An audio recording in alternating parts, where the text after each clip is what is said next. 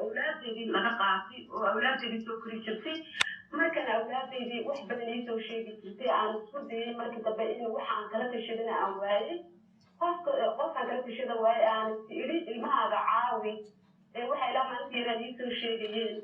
أنا تيجي دولة وح يصير وقارن ممكن وح اللي بيسوي وح يلاقين لو تيجي وش يبقي هذه برا إذنه ولا يقاضي هذا أنا برشة كذا هذه أنا هو أنا أنت تسنى كلني سيدا أنا برا هو يعني هو كنت عذبي المية أنت تسنى كلني يعني هذا برا المها من أكيد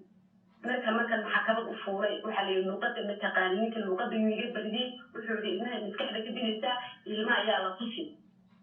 waxaan jeclahay inaan ku weydiiyo waxaan jeclahay inaan ku weydiiyo waxaad ogtahay mujtamacan ka dhalanay mujtamac nadiifa inuu yahay badankiisu qof iyo laba xulna ummadda lagama waayo waa si hadaayo faarugu sheegtay haddii dowladdii ay baartay carruurtii yarkaada leerantii yarayd waxba laga waayey adigu inaad odaygii carruurta dhalay ka shakido oo uga shakido carruurtiisa inuu faraxumaynayo asaga naftiisa in waxaa isku galmaada ka baqeen carruurtiisa inuu ku waayo وأوحي بسوا هاي تاسوسن بسوا هاي مد يجي بدو يجي بكرة أنا بحب سكدرين أصلا لها ضوء ولا لو حن شوشي بحبوا يجي المانا ولا ذاك هذا يعني وافرينا مش هتنقصي ولا هذا كل شيء بقول عيسى المي ولا ذاك مش هتنقصي ولا ما له إذا أوقات تنقصي ولا يا ولا تشرب حقول شوشي وحوافرينا يبغوا يجي وحقول ولا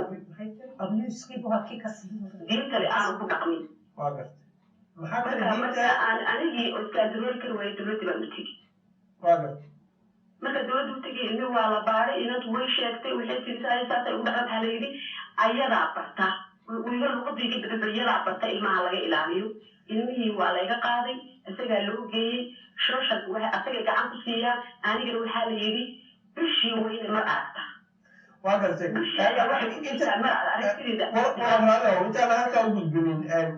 يعني arrintaadu su'aalo fara badan bay dhalanaysaa marka xaraamadiina laba inaan ku weydiiyo adoo raalli ah hadduu hadalkaygu adag yahay ama qalafsi yahay dhiibsanin waxaan rabaa insha allahu tacaala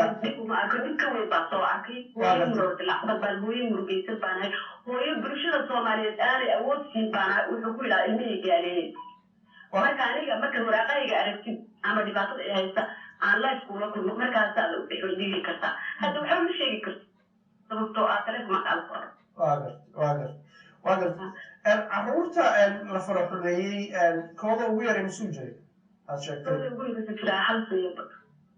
kan ugu weyna wuxuu jiraa 13 sano hadda gelaya laakiin asaga wuxuu yidhi aniga asaga waxba igu suuqiyo asagaa runta igu ah waxaan rabaa hal goolti oo muhiima inaan ku weydiiyo kusoo koobo mararka qaarkood carruurta ninka adeerka carruur kale haddaad nin hore u dhashay oo nin kale uu ku guursado waxaa dhacda carruurta ninka aabba yidhahdaan oo waa dhaqan wanaagsan oo soomaalida ah aabbahan carruurta ma asaga kaa dhalay asaga iga dhalay waa hagaag goormaad ogaatay inuu aabbahan carruurta magaceedi ardo goormaad ogaatay adigu aabbahan inuu carruurta abiyuus gareeyo waxaan ogaaday mar hore sababtoo dhanbay wuxuu iga tegay waxaan doonaynaa hal markiiba ku qabta ilmaha way jecel yihiin markaan iskool waan ku qaban kari waayey laakiin asagu wuxuu isticmaalaa faraha yaa faraha isticmaala ninka odayaha marka wax la qaban kara maa qofku waa ilmihiisa jecel u ooyay ilmihiisa xambaarsan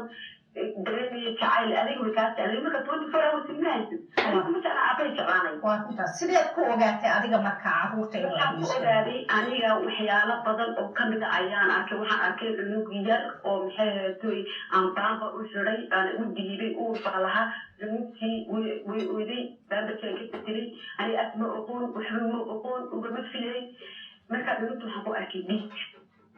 marka aniga 9 bilood baan ahaa عاود التدريس وقرب يبقى أحسن